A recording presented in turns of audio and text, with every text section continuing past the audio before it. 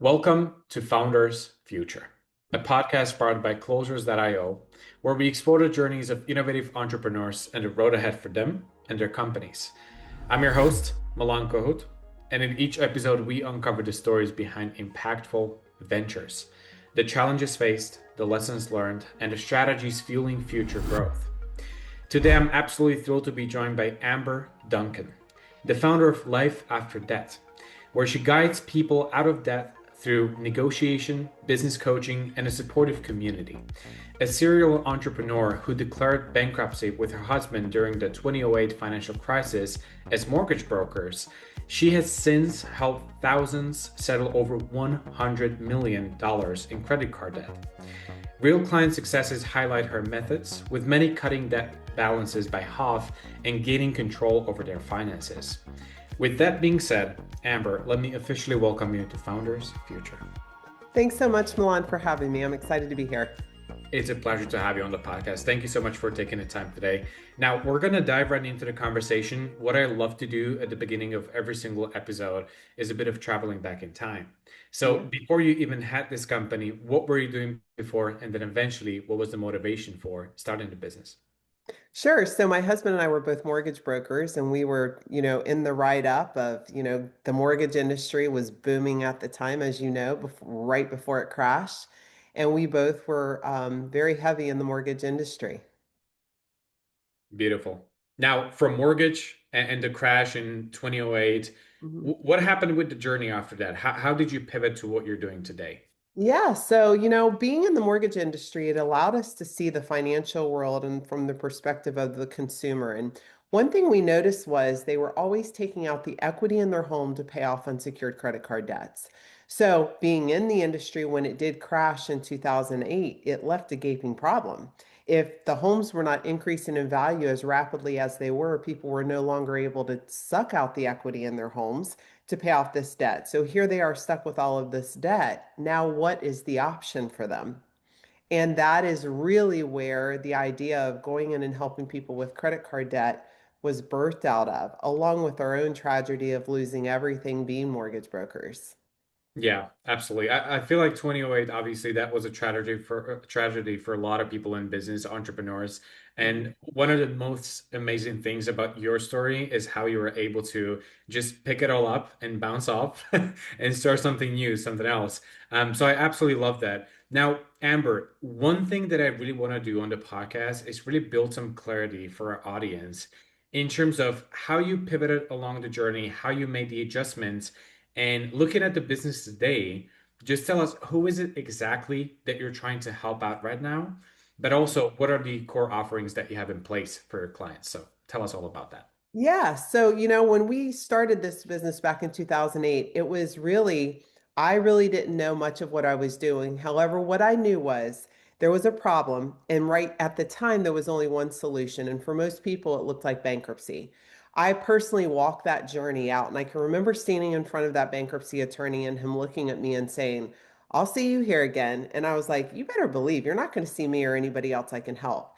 And I think that happens a lot in society. I think that if we can recognize an opportunity when we're at our lowest point in life, we're not the only ones going through it as we feel like we are. So if we can create something out of it, whether we know how to do it or not yet, it's irrelevant.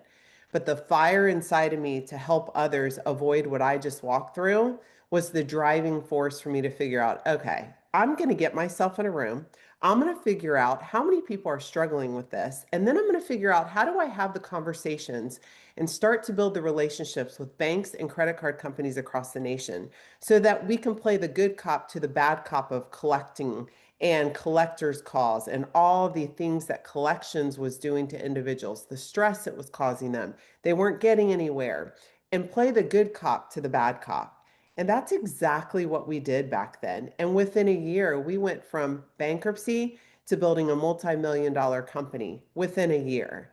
And so I knew right then, Within a year. within a year, they Wow. called us the comeback kids. It was just unbelievable the amount of people who were experiencing what we were experiencing and felt like they had no option.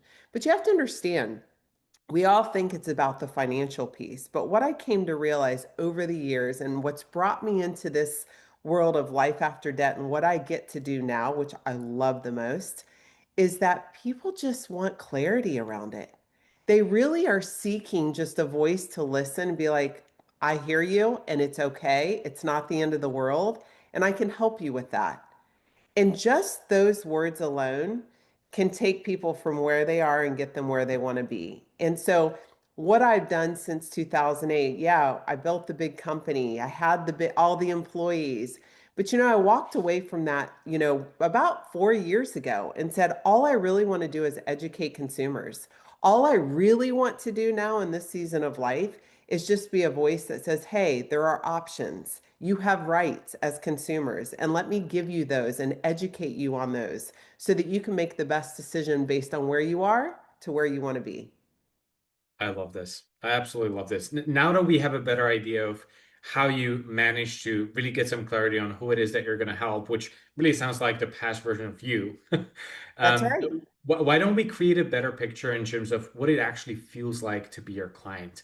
Now, when it comes to providing the coaching, the consulting, everything that goes into this, help the listeners understand what is the process and the journey that your clients go through.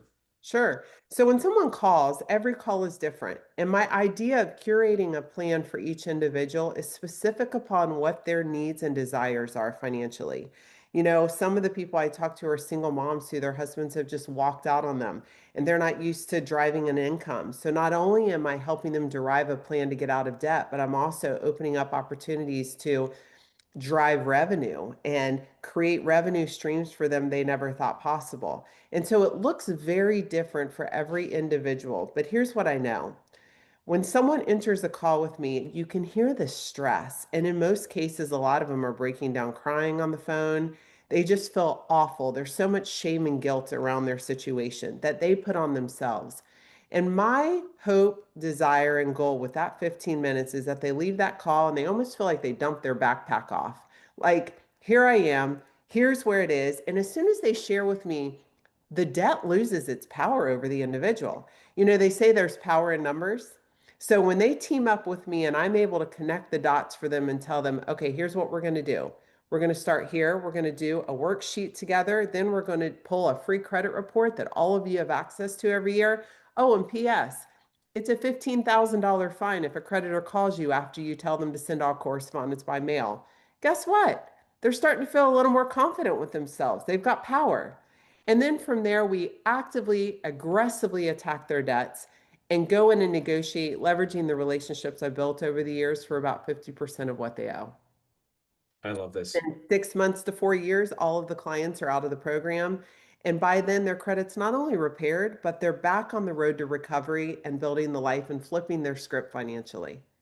I was just about to ask you, like when you retrospectively look back at all of the people that you work with, what would you say really is the average duration of you working with a client to really get them from point A to point B? Surprisingly, while they enter the program and expecting to be in there for 4 years, what I found is most people get so excited about the results that they aggressively go after it once in the program. So for most people, they're out of the program 1 to 2 years. It's interesting, Milan. I've had people like financial planners come to me.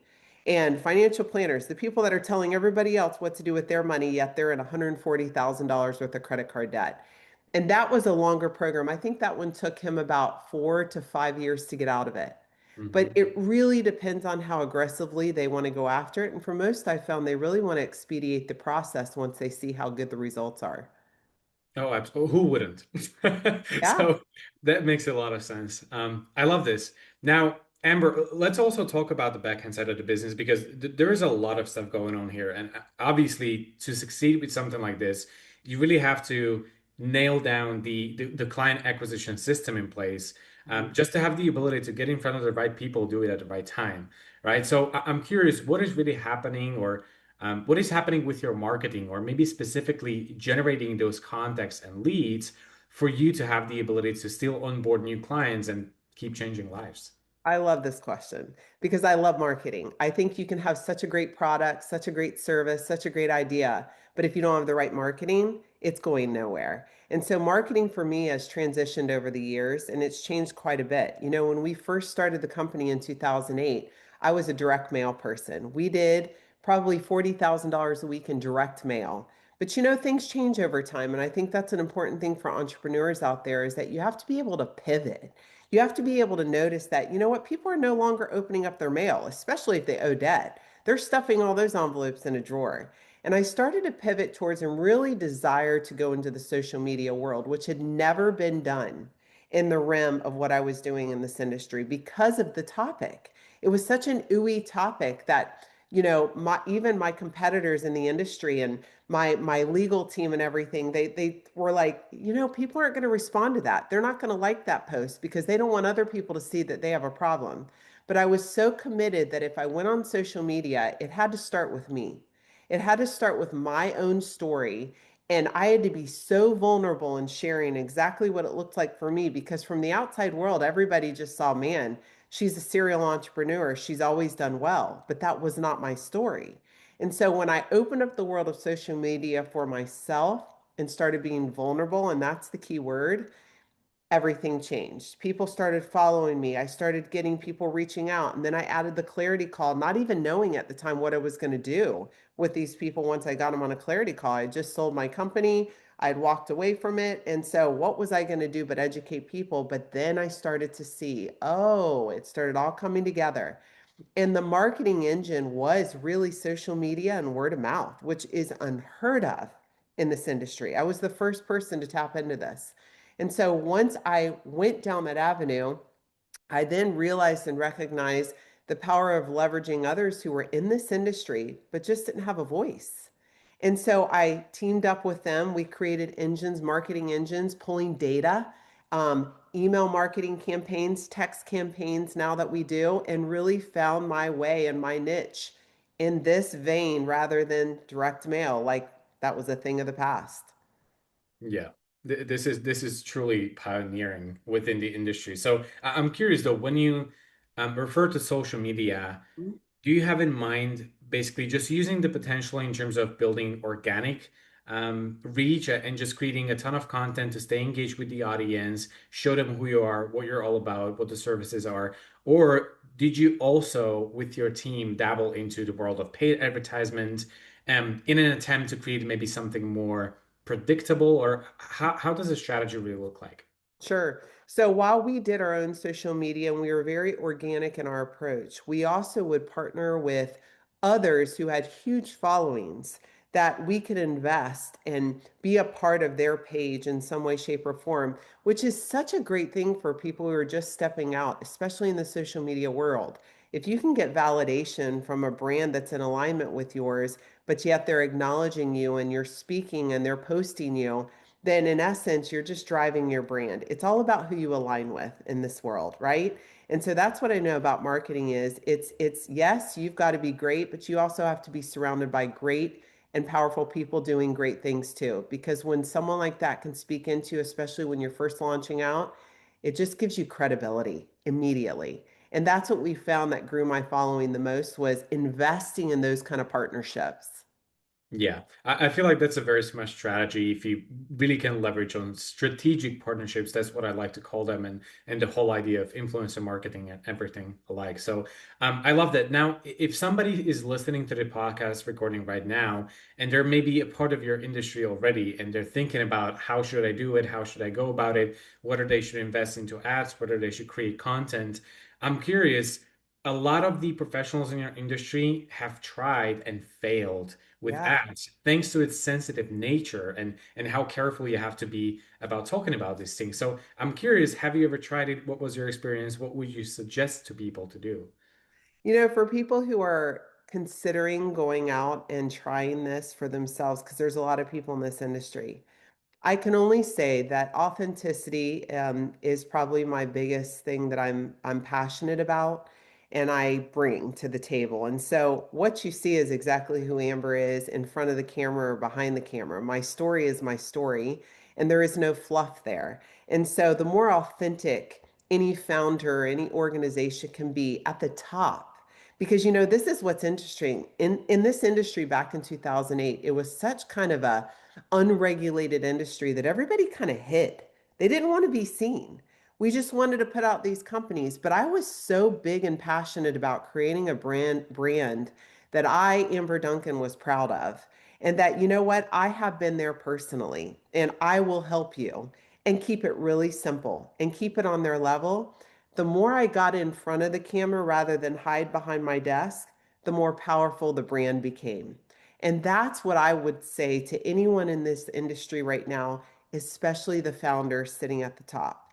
People, the year 2026, marketing is all about the story behind the brand. It's no longer, you can put the prettiest website up, you can do all the right things with your voice, but put yourself out there and share your story as to why you created the company you created and who you're looking to connect with. And the more you can give away, I know you know this, I'm sure you hear it a lot, the more you can give, it comes back to you tenfold. And so I'm really big about that within our organization. Agreed. Agreed, 100%. And I love that you emphasize on the messaging and really having that clarity on the offer and how you communicate with people. Because at the end of the day, that's what it really is all about. And when you look at the strategies from other companies in the industry, a lot of those people are trying to speak to everybody and they end up talking to nobody, That's right? right. So it always comes down to the ability to communicate in the right way with the right people. So I love that. Absolutely. Now, Amber, you already gave us a little hint and a sneak peek in terms of mentioning the team and some support that you have on the staff. So delegation has really become one of the biggest conversations and topics on the podcast. So I not only want to get your perspective on like what is your philosophy in terms of what is the right timing to actually take the next step and hire people and create this sort of ecosystem that supports other people joining you, but also what does your structure look like with your teams now? Great question. You know, my background was operations. So when we launched the company in 2008, I was the operations. I oversaw everything about it, negotiations, customer service. And that was such a big piece of the puzzle is knowing when to add to grow the organization so that, you know what, we're building this dinosaur. You want to be able to support that. However, you also want to run it very lean, right? You want to watch your margins. And so I actually really enjoyed that piece of the puzzle, but here was the biggest thing I learned in that process, and I still use it today. In order for me to be effective in growing my organizations, I personally have to know how to do every single aspect of anything I'm asking of anyone. And so it starts with me. And when I go in and I pivot quite a bit with what I do, and so I have to learn everything from A to Z so that not only can I hire the right person based on what I know about what needs to be done to fill those shoes, but I can also manage it from the space of not of stress and panic because I know exactly what it should look like and I know what to do, but it leaves the person empowered that, hey, I believe that you're the right person because I've been in these shoes and I've done it myself.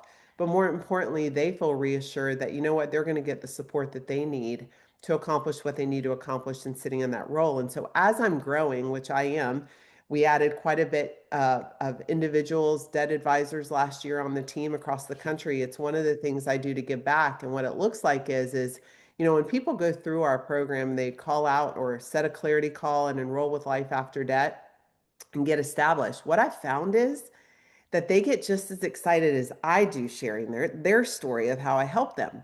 And so I created an opportunity for individuals across the country. We have them in every state because I'm a national brand. And they too can do clarity calls to help individuals who are struggling and share their own story and make money doing it. And so we now have a team of debt advisors across the country that we're constantly adding individuals so they too can not only share their own story to help others in their circle because they're everywhere. Debt is a problem that's not going away, by the way. I've been in the cupcake world, I've been in the gym world before, styling, I've done it all. But the one thing I know is constant, it's not cyclical, is debt. And while we may have good seasons and bad seasons, the national debt is over 35 trillion. So like we have this government that's giving us a score, but they're sitting with all of this debt. It's not going away. And so if I can give people opportunities to flip their financial script and share their own stories, man, I actually feel better about that than anything because now not only are they using their story, they're making really good income helping others do the same. Yeah, I would agree. This industry is definitely not going anywhere anytime soon. So 100%. But I gotta say, this is a pretty genius idea, though, because if you look at it from the perspective of operations and having that manpower in terms of like the sales process and still onboarding new clients, Mhm. you basically take care of that by creating an affiliate program. Or would you say this is a full-blown affiliate program for Absolutely. Everyone on my books, they're 1099. They can work when they want to. I just give them the business in the box and show them exactly all of my systems. They're tied into my platform. So we use a CRM that's universal with anyone that's on board, and they get connection with all of my contacts. And so it really is a win-win for everyone involved. It's the dream setup for myself. I've been in the corporate world. I've had 200 employees at a time, and honestly, I love what I get to do and I can do it from anywhere. I love this. I mean, this is the kind of freedom that we can call an end goal, isn't It it? is. It So is. And I love isn't that the name of the game? I think for all entrepreneurs, I think really to our core, what we're seeking is freedom. Freedom to live our lives unapologetically, but still do financially well and use the gifts that we've been given. And for me, I feel like God's given me this specific gift to be a voice for individuals. I'm an 8 on the Enneagram. And so I'm all about fighting for the rights of individuals. And so I'm able to really streamline this, but live a life that I absolutely enjoy. Beautiful. When you think about the future of this company, obviously you've managed to set up a pretty neat structure, which I love to see. When you think about, let's say, the next 6 to 12 months, what would you say really are the biggest goals, the biggest targets, revenue, milestones that you have set for yourself? For me, I think I want to continue to grow my team and create opportunities for individuals to reach financial success like they never have before. But I also want to dabble more into educating individuals. It's one thing to get someone out of debt, but one of the things I think as consumers we lack is the education piece, especially in the female world. Females, for whatever reason, we've always trusted that our male, counterparts, our husbands, our partners will lead and take care of all the finances. But the more I talk to women on the phone who are on their own, but they never got the education or the tools necessary to reach the financial goals they've set for themselves. I'd love to be able to work on courses that are directed and do more seminars. I do a lot of speaking right now where I go into arenas with women, encouraging them, giving them tools, and giving them a starting place. But I'm also in the process of writing a book, and that's a big goal of mine.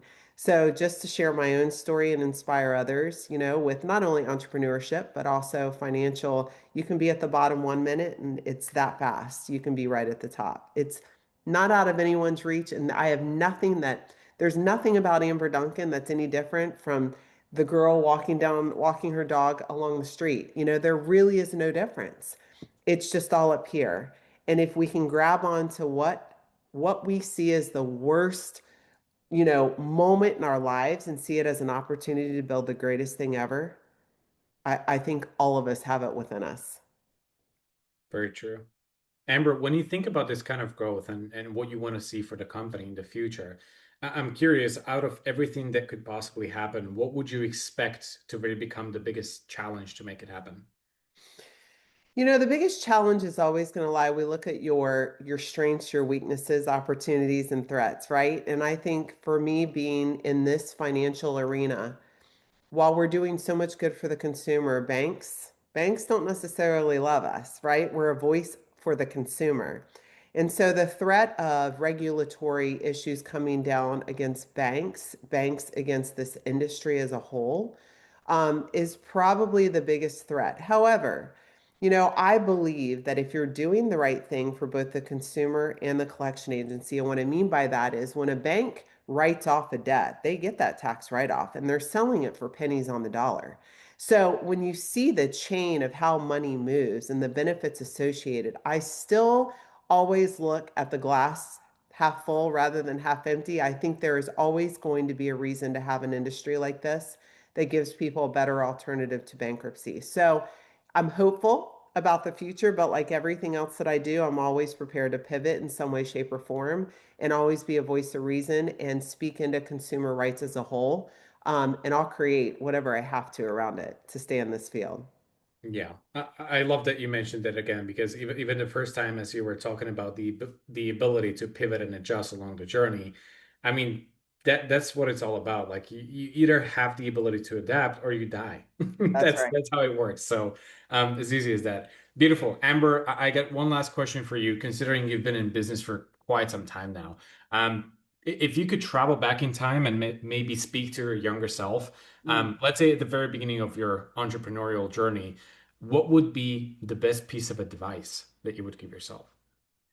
The best piece of advice I could give myself is to surround myself with people who could extract out of me what I never thought possible. And I'll share this story really quick because it is a big piece of my story. But I was a single mom living in government housing at the time, and I met my husband now at a mortgage industry that we both worked at, and our boss Harry, who was just an amazing leader. And I was a single mom. I never knew what was inside of me and what I was capable of. But my husband, who I met there at the mortgage industry, and we've been married for 22 years, he really saw more in me than I probably saw in myself or believed in myself. And then Harry, who was my boss at the time, he too got behind me. And so I think just having the right people speaking into your life, I wish I would have done that and known how powerful and what it would yield at a much younger age. I would have sought that out so much earlier. So I would tell people when you're in high school, when you see people who are doing well or you see people that you look up to, get in front of them, like pick their brain, ask them to mentor you. And I believe that it's who you have behind you and speaking into you and believing in you, that's what it's going to yield. So Yeah. get rid of the naysayers because a lot of family members are naysayers, right? They never really want to see you doing better than what they did. And I think that is a bad trap that a lot of us fall into. But as soon as you change your surrounding, you change the voices speaking into your life, everything changes. Yeah. Yeah, the environment that you operate within, that can really determine whether you're going to succeed or fail. So I would Absolutely. 100% agree. But it's uncomfortable though, especially if it is the family, like you just said yourself. So maybe that's a different conversation. Amber, I'm absolutely loving the journey and the story. So maybe we're going to have to do a part two in the future and look at how it's going with the public speaking and, and everything like that. Yeah, I would Um, love that. yeah, Amber, let me just say thank you so much for taking the time today, sharing this lovely story with me and our audience here. If anybody from the listeners would like to get in touch with you directly and perhaps one day even work with you, how to go about it? Sure. So they can visit our website, which is reducemydebts with an S.com. And there they can book a clarity call, but there's also our email address, which is hello@reducemydebts.com. That we'll be happy to get in touch with anyone who reaches out. Our team is quick. So please don't hesitate. The scariest part is asking for help, but I'll tell you, it's the most powerful part. If you can do that, you're 95% there. Reducemydebts.com. Quite easy to remember. So Yes. beautiful. Awesome. Amber, thank you again. It was a pleasure to have you on the podcast. Thank you, Milan. It was a pleasure to be here. Beautiful. For our listeners now, if today's conversation inspired you as well, make sure to subscribe to Founders Future on your favorite platform. And also, if you're a business owner, more specifically a consultant or a coach, or you have an agency and you're trying to scale the business and really enhance both your sales and marketing efforts, also visit closers.io, get in touch with our team, and discover how exactly we scaled our company from zero to over 30 million per year in less than 3 years. Until then, keep on crushing it, and I'll see you on the next one.